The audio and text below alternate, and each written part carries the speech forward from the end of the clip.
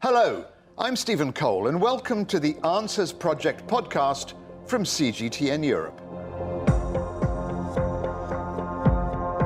Every week, we try to find the answers, or at least try and make sense of, one of the trickiest questions facing us in an increasingly complicated world. And we have access to some of the best brains on the planet to see if they can help shed light on some of the most pressing ethical, scientific, geopolitical, and occasionally philosophical quandaries. And I'm joined by Mari Beveridge, who's going to help me unravel this week's question. Mari, what are we asking this week?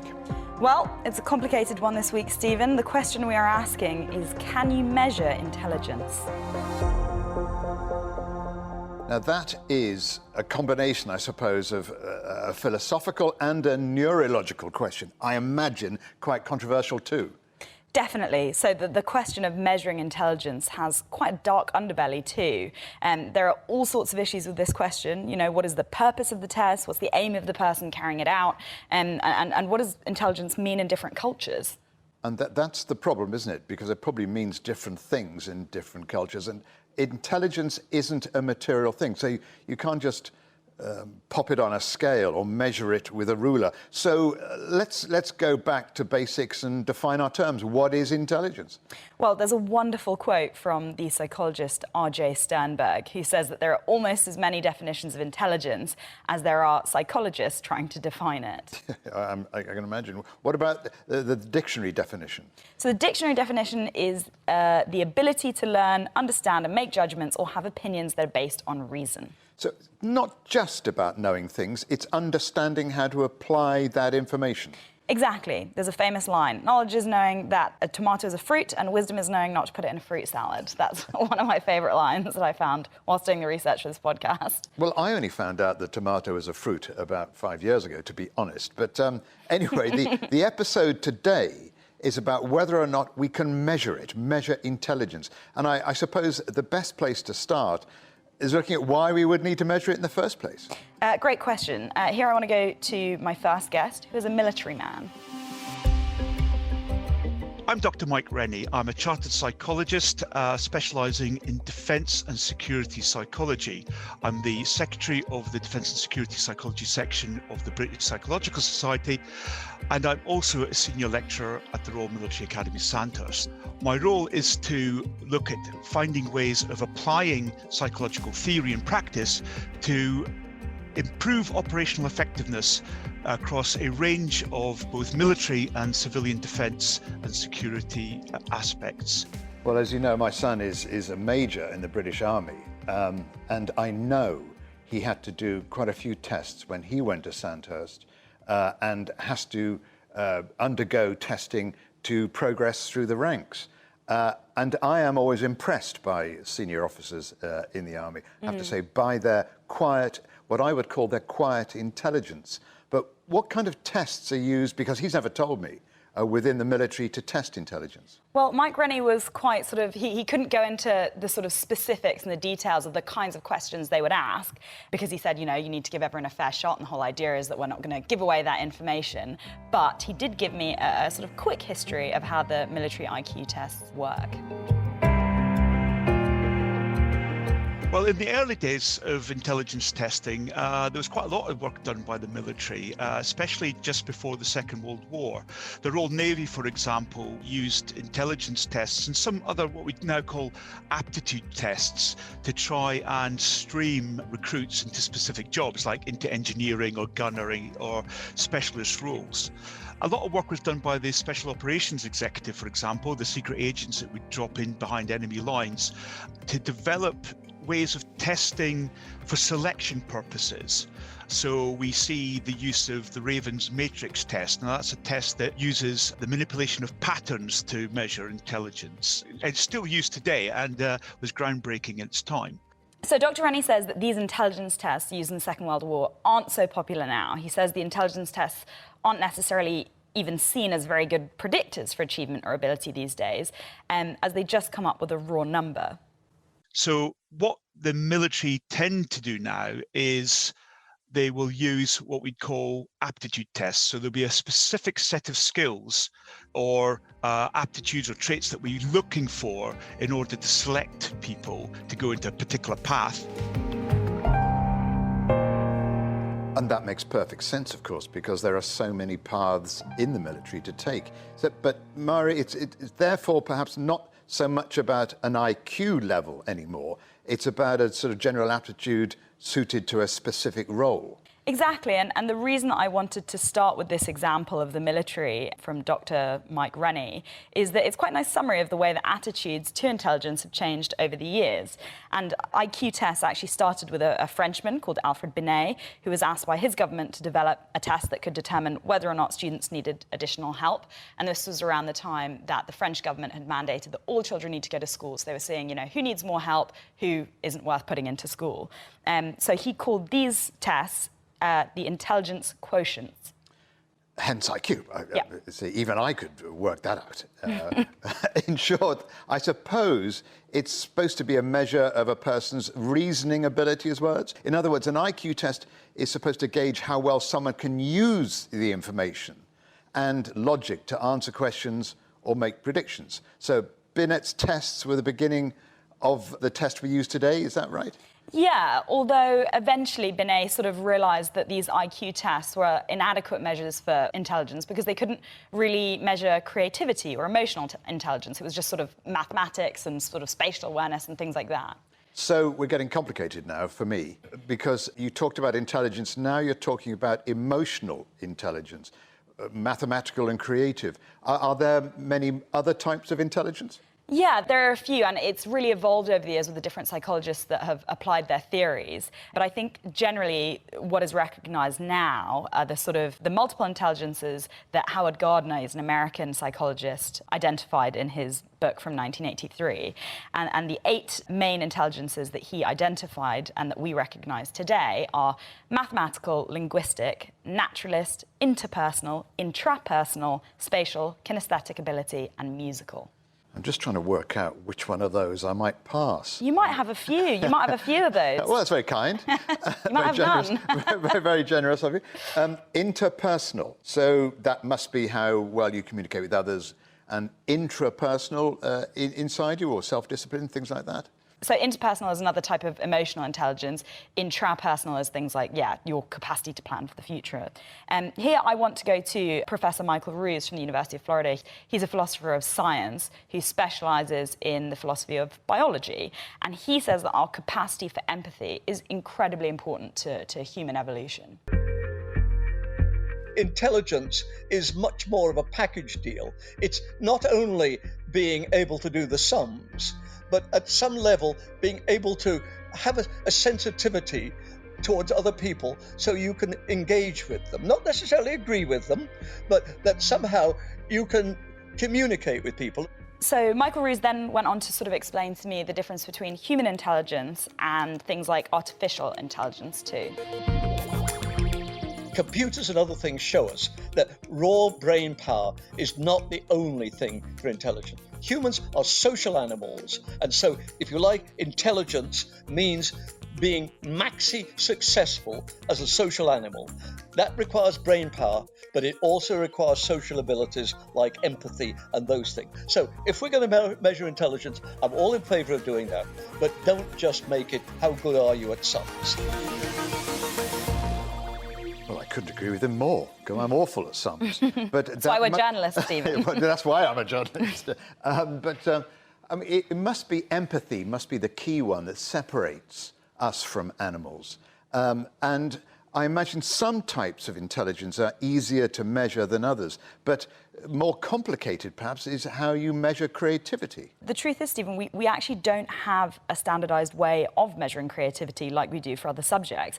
That, of course, doesn't mean that creativity isn't important. It's incredibly important. Here I want to bring in Scott Berry-Kaufman. He's a cognitive scientist and the founder of the Centre for the Science of Human Potential.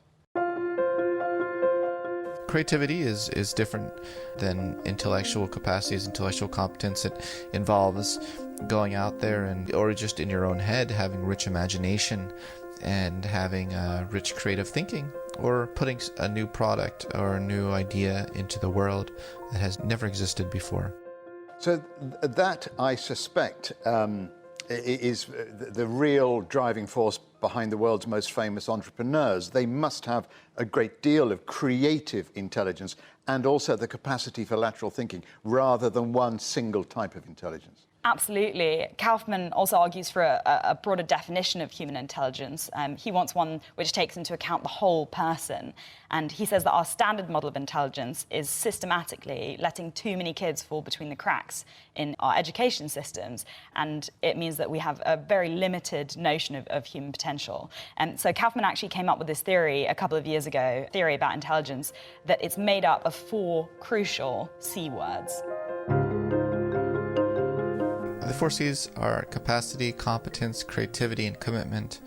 I think that capacity and competence are different from each other in the sense that we can have lots of tests that measure someone's so-called potential, but they could actually be performing their competence could be far outstripping their so-called capacity. And I think we need to be on the lookout for ways in which the competence or ways in which the tests of the so-called potential or capacity are not aligning with what we're actually seeing in front of us and what the person's actually doing.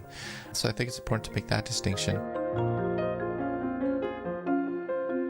And Scott Barry Kaufman actually has a really nice sort of personal story, because as a child, he was perceived as having special needs and really struggled in school because he had a central auditory processing disorder, which meant that he found it hard to process and hear things.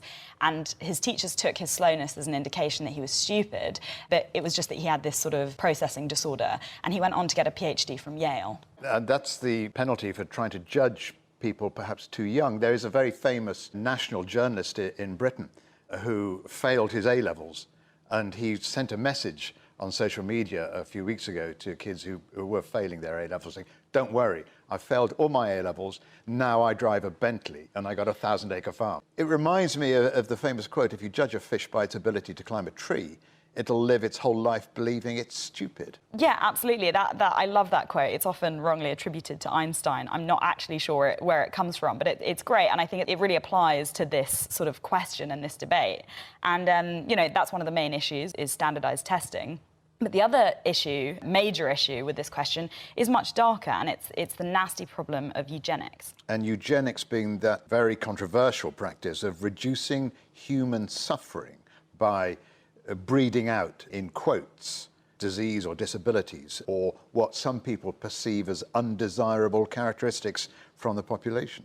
Exactly, and as you say, hugely controversial and often quite nasty. Earlier I mentioned Alfred Binet, the Frenchman who founded the IQ test, and he had invented this test to help kids and help them move through the education system. But what happened next was, in the early 20th century, these tests crossed the Atlantic and were adopted by American psychologists. One of them was Lewis Terman, and he decided intelligence was innate, that you couldn't change it, and that different ethnic groups had different IQs. If he says intelligence was innate, but then where does learning come into intelligence? And because I can see how eugenics plays into this, breeding out low IQ scores. Yes, exactly, and we'll get onto the nature versus nurture side of things slightly later on, but just sticking with the eugenic side of things at the moment, with IQ tests, they started doing these with immigrants in 1915, and Ashkenazi Jews, for example, scored very low in these tests and were discouraged from entering the States.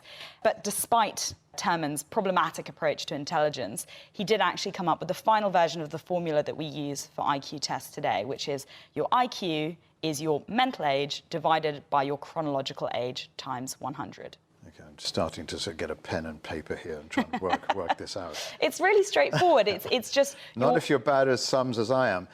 But so let me just check what you're saying. So you have a higher IQ if your mental age is higher than your actual age. So that I can imagine working very well for kids. There is, after all, a huge difference between a 4-year-old and a 5-year-old, but not much, I wouldn't have thought, between a 32-year-old and a 33-year-old. By that age, there aren't really any measurable developmental steps, really, are there? No, you're absolutely right. And what we're saying about mental age versus your chronological age is a 4-year-old might sit an IQ test and they have the mental age of an 8-year-old. And so it's that mental age of 8 divided by 4 times 100, and that's how you get the IQ test. It is really, really quite straightforward. But, you know, as you're saying, as you get much older, there aren't that many big sort of markers between a 32-year-old and a 33-year-old, as you say. Here, I want to go to someone who showed huge signs of development at a very young age. Our next guest is one of Mensa's gifted children. Hello, my name is Shauna and I'm 10 years old. My favorite subjects are math, science and Spanish. I think I do quite well because in Spanish, I'm always the first to finish the tasks. And in science, now we're learning about space, it's quite easy and I know a lot about space.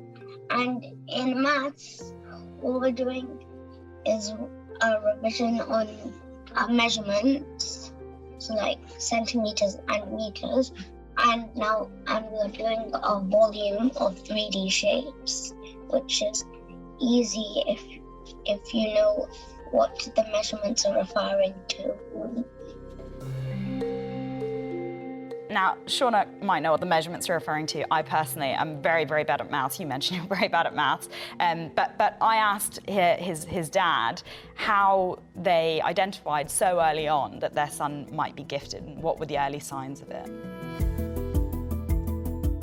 So my eldest son, so he started reading quite early in his childhood. So it was probably around 15, 18 months that he started reading.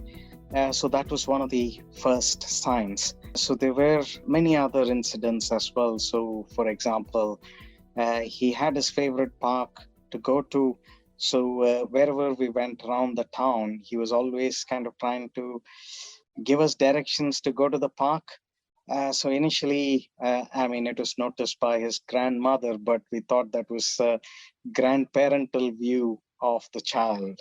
But as it turned out, when we followed his instructions, we could get to the park. Yeah, it was many such incidents that had us thinking that he was potentially on the brighter side. I have to say, I was never tipped as a Mensa candidate when I was that age, to be honest. But I love that. And I imagine many grandparents want to believe their grandchildren are gifted too. You've got grandchildren. You've got sort of 2-year-old granddaughters. Do you think, are they reading yet? Do you think they could be on the line to Mensa? I think it's far too early, but they are intuitive and they are reading already. Sort of, they can understand books, obviously pictures, and I'm telling them words. But I have an 11-year-old grandson too, and he is very, very clever, and obviously takes after his grandfather. No comment. But my question is, how do we know whether children are born with it? Is it the big question, Mari, nature or nurture? Well, I mean, I think it's determined by what happens in the early years of your life. And I think if you come from a community where you're encouraged to read and debate things and ask lots of questions and get lots of answers, on average, it's likely that you'll have a higher IQ. But this was sort of one of the concerns and one of the things that I spoke to about with Shaunak's father, Sivaraman. One of my questions were, how are they not biased towards children who are in families potentially like mine, with ability to afford to buy the children tablets and for them to explore the internet on their own with certain parental controls? So I have been told that the IQ test do have a bit of a cultural bias, but I also, on the other hand, I think the younger the children are tested, for example, at 3 years, 4 years, or 5 years old and stuff, that exposure is not that high. So it's probably fairly more even. How do gifted children cope in schools, especially if they have a bad set of teachers or they're in the wrong streams? Or it's very difficult, I'm sure, for schools to recognize sometimes gifted children. Do they breeze through? Or are they frustrated? And I imagine that's a pretty good reason for us to continue to try and measure or test intelligence, because we need to know which children need the most stimulation. Yeah, I completely agree with that. And I think that's how this all sort of comes into, can we measure intelligence, is should we? And I actually spoke to a gifted child specialist. She's the author of the book, High IQ, Gift or Challenge. My name's Lynn Kendall and I'm an educationalist and psychologist. I work lecturing in schools, training teachers and with individual clients. Up until 3 or 4 years ago, I worked in the education system. So Lynn works very closely with Mensa as a consultant. She actually works with Shauna, the child that we heard from earlier. So she works with these gifted children, but she also works with children who have learning disabilities. Both ends of the ability spectrum are different in terms of the way that you work with them, but they have similar needs. They don't fit on the production line that is education. So they need additional provision other than what is offered on the production line that is mainstream education. And boy, do we need people like Lynn Kendall in our schools. Absolutely. But coming back to our exam question of can you measure intelligence, it appears that organisations like Mensa say absolutely you can. They're saying you can, but also they're saying you should, so that children can be given the right kind of support. And this was the original aim of Binet's test that he developed for the French government, identifying which children needed help. But politically, that's in debate, isn't it, about whether you should stream gifted children, whether you should separate gifted children from perhaps not so gifted. If I were to sit a test for a gifted child, what sort of questions would they ask me? I really admire your enthusiasm there, Stephen, that you think there is still hope for you to be entered into the There's always hope. Exactly. But to answer your question, though, I'm going to go to Lynn Kendall again. Although there are some, and they tend to be the old tests, that will put a bit of maths or a bit of problem solving or words, these days they try and make IQ tests as culture fair as you can, so that people aren't put at a disadvantage because they've not been educated.